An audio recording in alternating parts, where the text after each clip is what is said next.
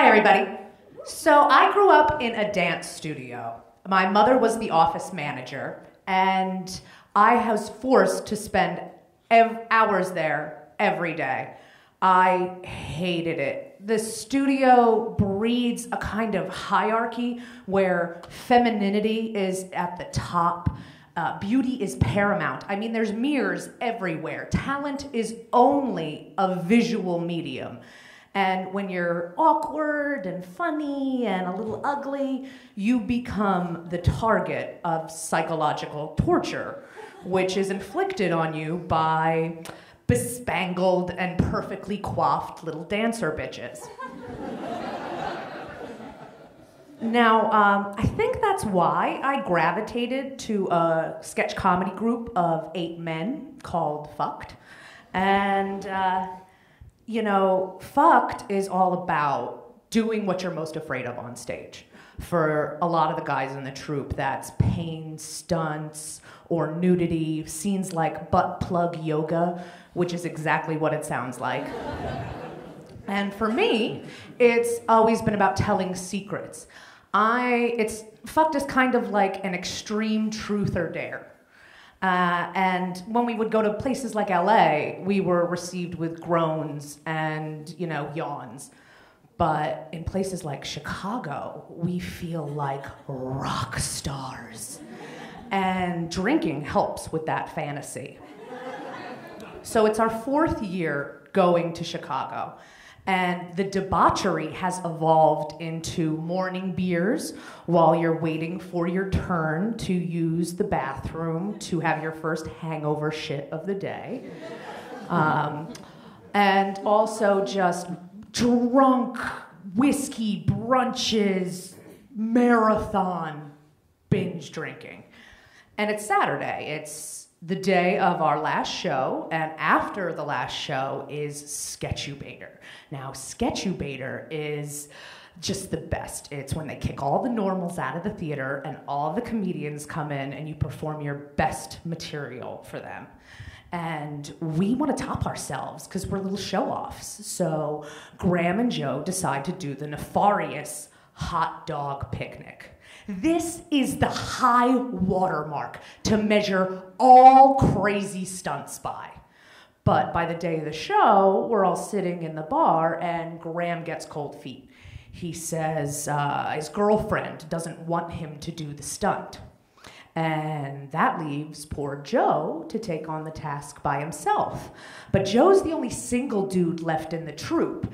And even though you may gain notoriety, you will not be getting any pussy after a chick sees you do hot dog picnic.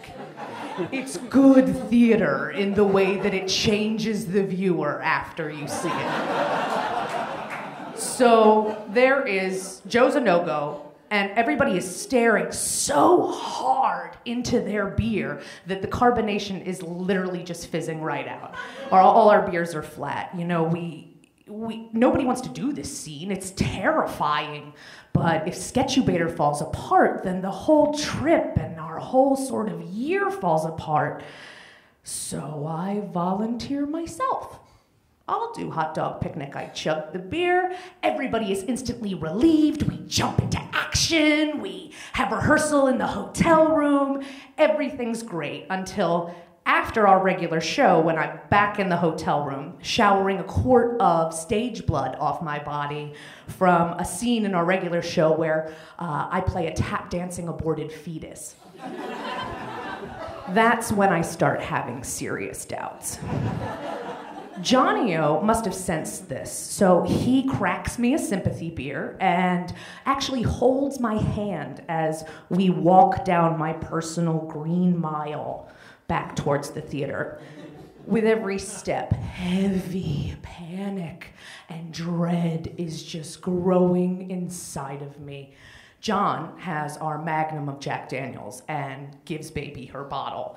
And I drink that whiskey like the cure for fatness is at the bottom of the bottle. I mean, I was drinking as if I was about to go into surgery with no anesthesia. it's a tradition for us to drink the Magnum during Sketchubator, so I was definitely doing my part there. We file into the theater, and we're told that instead of going on last, like we were expecting, we would be fourth in the lineup of about 30 scenes.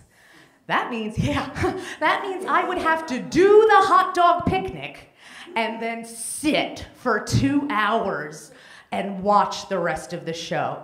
This rocks me. I mean, I just thought that I could do the deed and jet set away immediately to avoid any kind of fallout that could potentially happen. I was going to need a lot more booze to make this happen. So I take a few more gulps of liquid courage and go backstage. I'm backstage, squatting in a corner, shoving a hot dog up my pussy, and it hits me, what the fuck am I doing? Now, the lights transition, we're announced, this is happening. I have to waddle out center stage because this hot dog is really slippery and I have to kegel intensely to keep from having the thing plop right out of me and onto the floor because I'm not wearing any panties. They're in a heap, a little crumple backstage. Now, side note, I actually was terrified that this hot dog was going to get lost up inside of me. I don't know if any of you have had the sexual experience when a condom is mysteriously lost, and then 2 or 3 days later, it falls out of you. I did not want that to happen with the hot dog because there are cues happening. So I had made a hot dog retrieving device. I put the hot dog in a condom, tied it off with some dental floss. Think of it as kind of like a meat tampon. So, here's the scene. This is the scene. I come out, I lay out a blanket, and Graham enters. I say, "Oh, hi, Graham. I'm preparing a lovely picnic for us. How do you like your meat cooked?" And Graham goes, "Oh, how fancy. I don't know. Medium rare, a little pink in the middle." I lift up my skirt, reveal my hairy twat, and pull the hot dog out. I bring it up to my nose, give it a little sniff, and a girl in the front row loses her fucking mind. She screams this blood-curdling scream and vomits and runs out of the theater. Now, if I really sit in this moment, this caught me by surprise. I mean, is it really that terrible? We're not even halfway through the scene yet. And I have this little voice in my head that's like, maybe this was the nervous feeling you were having. Maybe you didn't really think this thing the whole way through. Is this feeling shame? I don't know. But things are happening. We're going. So I didn't want anyone to think that this was some sleight of hand, some illusion, that maybe I had hid it under a roll of fat. So I shove the hot dog back inside myself and I cook it some more. And this time, I come downstage and slowly pull this hot dog out of me in a slow, graceful gesture, like Arthur pulling Excalibur from the stone. And cut it out of the condom, slap it on a bun, go to take a bite, and Graham says, "Whoa, whoa, whoa! You're not gonna eat that, are you?" I say, "No, of course not. Not without mustard. Put mustard on it, take a bite, give it to Graham, who eats the whole thing in one mouthful."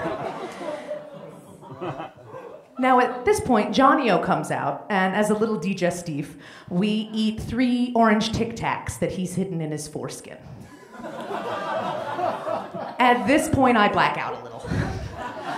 I'm told that as I exit, the crowd chants, "USA! USA! USA!" That's at least what they say you can hear on the flip cam footage.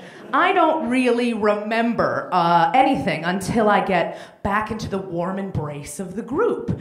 You know, the boys are loving me, they're patting me on the back, they're so proud of me, and I saved the day, fucked his back, and we're better than ever. And then I have to go pee. Now, this little breaking of the seal popped the whole little love bubble I was experiencing. I stumble out the side exit, thank God I'm by the door, and stumble along the bar to the bathroom. There are these girls applying lip gloss in the mirror and checking out their club couture and wiping the snow off their high-heeled boots, and as soon as I enter, the talking stops.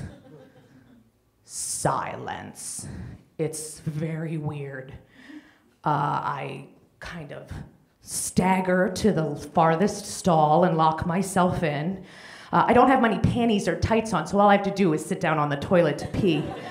And, the snickering and the laughing just kind of comes back in and over hushed tones.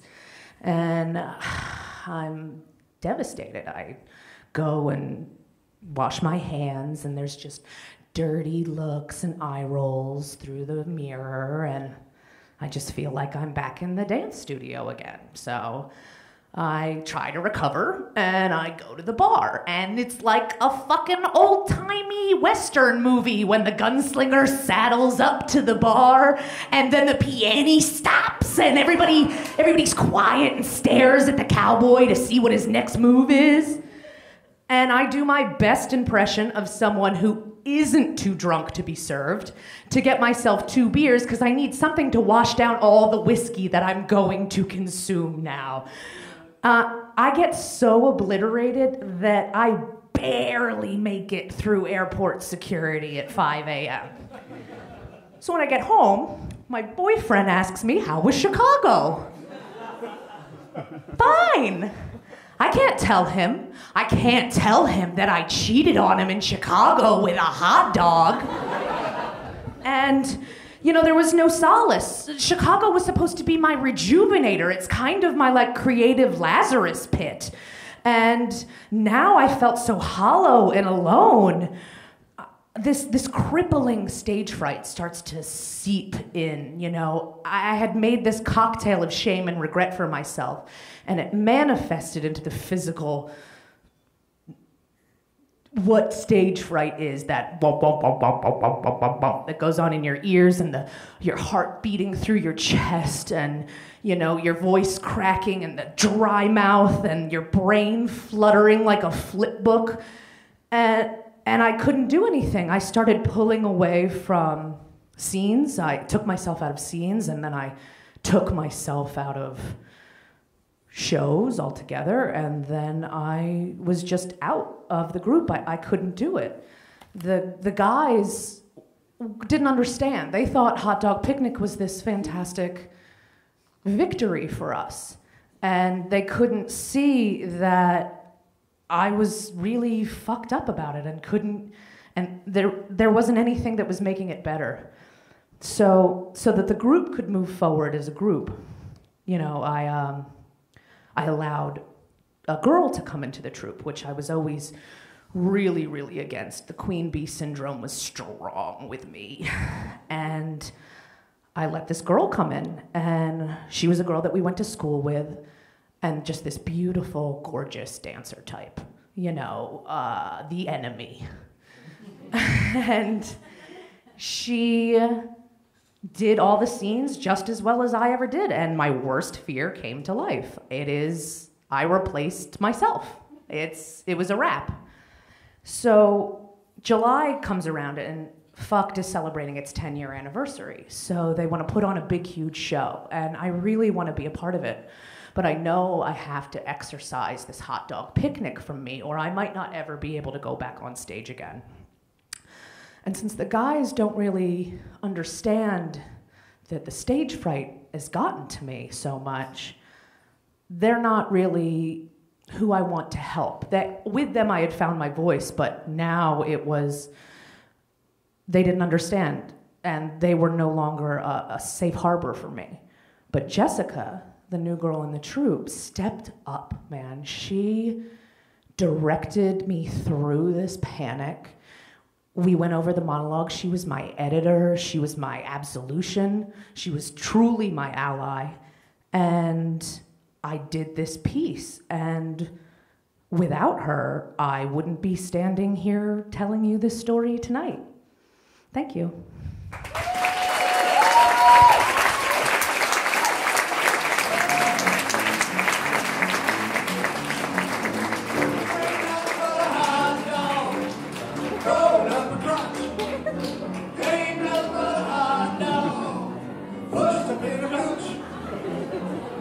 Well, she did it, she was wasted. She did it for the guys in the truth.